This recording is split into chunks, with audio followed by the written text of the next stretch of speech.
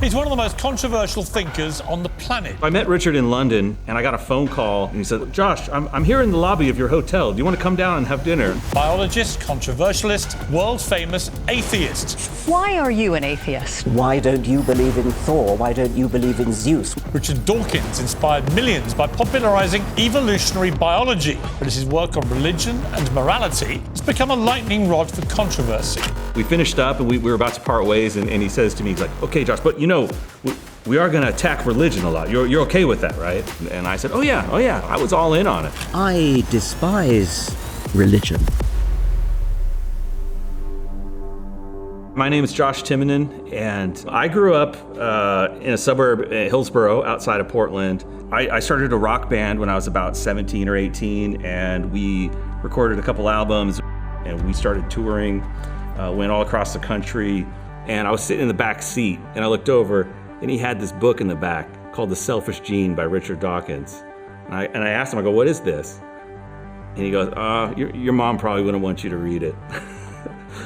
Of course, that made me want to read it. so immediately I had to get this book and read it. In The Selfish Gene, Richard talks about a gene-centered worldview where the gene is the mechanism, the thing that is being reproduced through time, and that there is nothing more driving life than natural selection on genes. In the book, he very clearly says that if this is true, then God is unnecessary, and that we can explain the natural world simply through this mechanism. And at the time, I was very persuaded by this, that if this is true, then it undercuts God. It undercuts the idea of creation and the beauty of creation, that this could simply have been a process through natural means to get to where we are today. There was a desire for an atheistic worldview that I think encouraged me to pull me that way, based on just wanting a secular life, wanting less restriction. I was, introduced to drinking and having fun, and these were all things that were like a finger on the scale of the decision making of whether or not I was actually going to shed my faith and become an atheist. Once I decided I was an atheist, it changed my worldview perspective in many ways. I didn't think there was an afterlife. I thought this was it. There was kind of a bleak future for everybody in my mind. That's a tough pill to swallow. And to go from a much bigger picture of the world to a much smaller felt terrible. I was living in LA in 2006. I was doing odd computer jobs. I was playing in a band, recording albums, and I had just watched the Root of All Evil documentary that Richard Dawkins created, and he talked about eradicating the world of religion, that this was a dangerous idea. Atheists will say that because you can't argue with religion, that you can't persuade them, it's a dangerous force in the world. We have to eradicate their ideas before we can actually interact with them in a civilized society. In a twisted way, I thought of this as something to benefit humanity, that I should help him eradicate religion from the world. After I watched it, I tried to go find his website, and he didn't have one. So I sent Richard an email, and I said, hey, you don't have a website, would you like me to make one for you? And he wrote back and he said, yeah. I said, okay, yeah, let's do it. I was all in on it, I was very excited to be a part of this. He had seen we had some video chops, me and my wife, so we started doing little video projects. I went on a trip with him to the Galapagos, and we filmed for a couple weeks there. Here I am, sitting on a rock on an island, filming a video of Richard Dawkins explaining iguanas and how they evolved on the islands. As an atheist and an evolutionist, this was a big deal. This was a once-in-a-lifetime experience. While promoting atheism and working for Richard Dawkins, there were a lot of times where it was very exciting. There was a lot to do, and I kept very busy. And a lot of times you're doing things that you felt were impressive. There was a lot of people who wanted my job. At the same time, we were meeting a lot of people, some famous people. There were definitely glimpses of emptiness in all of it. There were glimpses of people who were not satisfied with their life. At one conference I was filming, and Sam Harris gave a talk about spirituality. The crowd at the atheist convention was having none of it. They could not stand that he would even inject the idea of something, let's say, transcendent. And I remember talking to my now wife after that talk, and I thought, what's wrong with people? Like, he was saying the most lukewarm thing here about spirituality, but everybody just shut him down. It bothered me that nobody was open to that. There was such an attachment to a physical materialist worldview. The materialist worldview means I'm only going to accept things that are within the natural world, and I'm going to exclude anything spiritual or that I cannot explain with natural laws. I think the atheist worldview has a lot to do with control. It's about controlling the walls of your sandbox. To say, if I keep everything within these walls, then I'm safe. And I can understand it, I can explain it, and that's it. One of the most terrifying times in my life was the birth of my daughter. She was born 2 pounds, about 8 weeks early, and survived by the skin of her teeth. My daughter had several surgeries. During the surgery, they take the baby into the operating room and they put the parents in a room called the butterfly room. And they call it that because butterflies live for a day. They're preparing you for the very real possibility that this may have been it. This may have been the entire time that you had with your child. If there was ever a time that I would have wanted to pray, it was in there. I was an atheist. I wasn't praying to anyone. I remember thinking in that moment, this is the most valuable thing in the world to me. And it was one of those big thorns in my mind of like, but I'm an atheist. Just another creature like me. Just another creature that's gonna die like me. What's it matter? The atheistic worldview can easily discount the value of a human. And I remember wrestling with that and thinking, but this is everything. It just felt wrong. It was a moment of realizing that the worldviews were not connecting.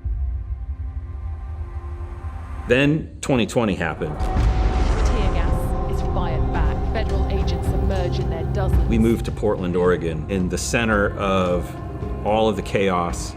We had 100 days of riots in Portland. We had mom and pop shops that I visited in downtown that just one night, they're just gone. So it was heartbreaking to see the city falling apart. This was an area that I went to work every day. So I knew the streets very well. We would be driving down a street and you would just see a mob of kids, essentially, just shutting down traffic. You're thinking, this just isn't right. What's going on here? The police were overwhelmed, and really what it came down to was that they were arresting some people in the city for their actions, but then they let them out the next day. So there were zero consequences for anybody wreaking havoc in Portland.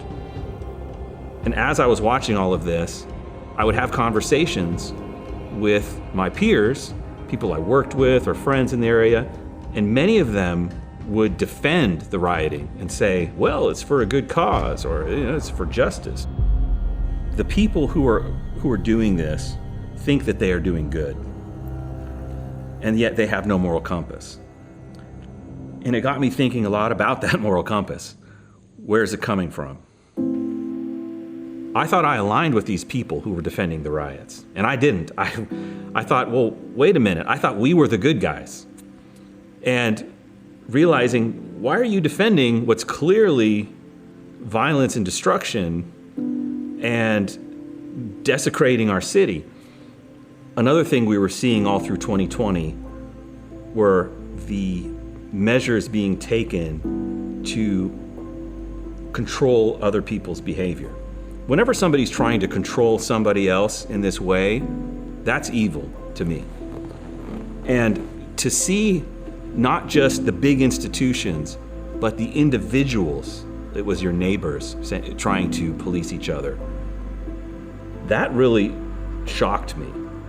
And it felt like there was a wave of evil that had come over everyone. I always think of it like an ocean wave where the individual particles are all being pushed in the same way. I also noticed that there was this upswell of satanic imagery in the world. So you would see, okay, evil's obviously rising on all these different fronts, and then at the same time, people are celebrating Satanism, claiming that it's all just in good fun. Is this working together? Is this not just a coincidence?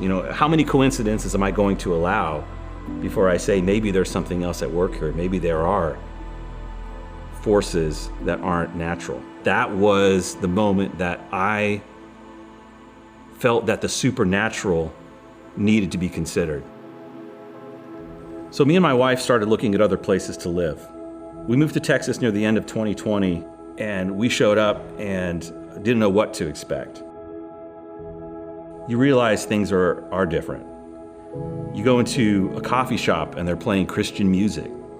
You go anywhere and people are speaking about church, they're speaking about God. We made the decision to homeschool my daughter. And we were atheist homeschoolers. We decided we were going to teach her at home and figure out some way to socialize her in the world outside. And we saw a cowboy church close to our house. And my wife and I both kind of joked and said, what's that about? Do you do church out in the arena? And we had no idea what to expect, but we went and visited this church. And it was the first church that I stepped foot in 20 years. My wife and I both kind of chuckled to each other saying, can you believe it? We stepped foot in a church. We kind of expected to catch on fire or something. We went home that day and I remember us just talking about it, well, what do you think about that? Is this something we want to do? Do we believe this? How can you just go to church if you don't believe? And we went really as atheists for a while. We just thought, well, let's just go. Let's see what it's like. Really, we were after the cultural benefits. We saw the fruit.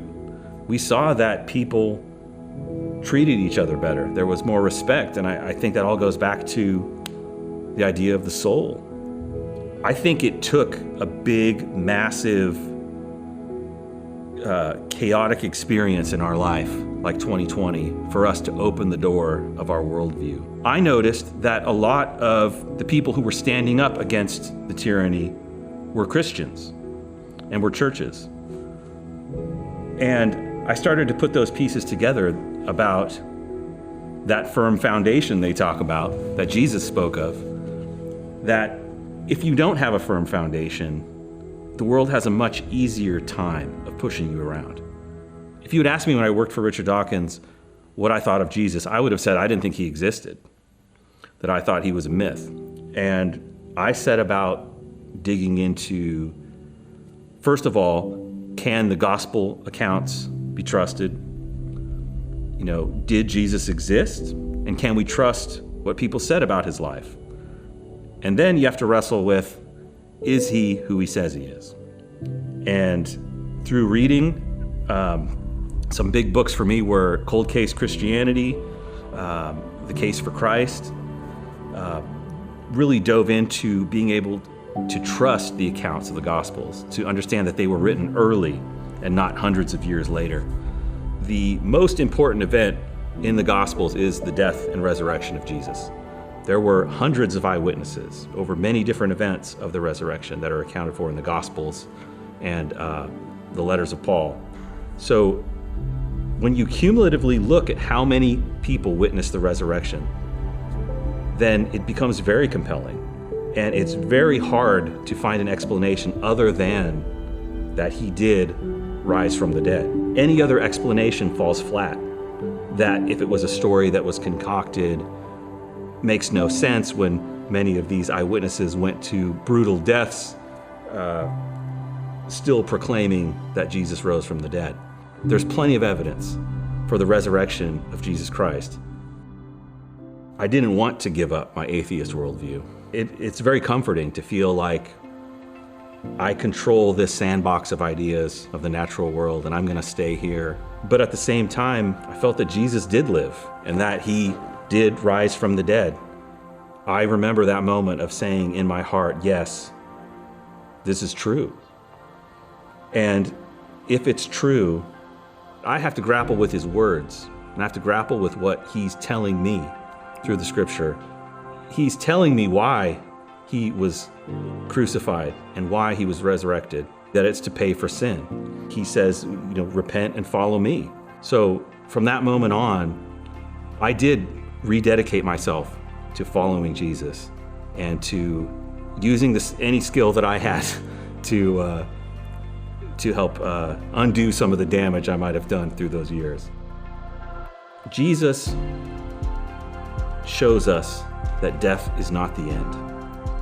His resurrection shows that he conquered death. There is no one else in the world who has conquered death. Following Jesus is not just a fire insurance policy for eternity. It is absolutely making your life better now. I can't tell you how my life has changed since I started to follow Jesus. It's been incredible to see what God has done for me in the last few years, and I'm just standing back and watching. Jesus says he is the way, the truth, and the life. And so do not delegate what you think about Jesus to somebody else. Do the work yourself and dig into it. Read everything you can, study everything you can. You have a responsibility to yourself to fully understand who Jesus is. You have to decide what you do with Jesus.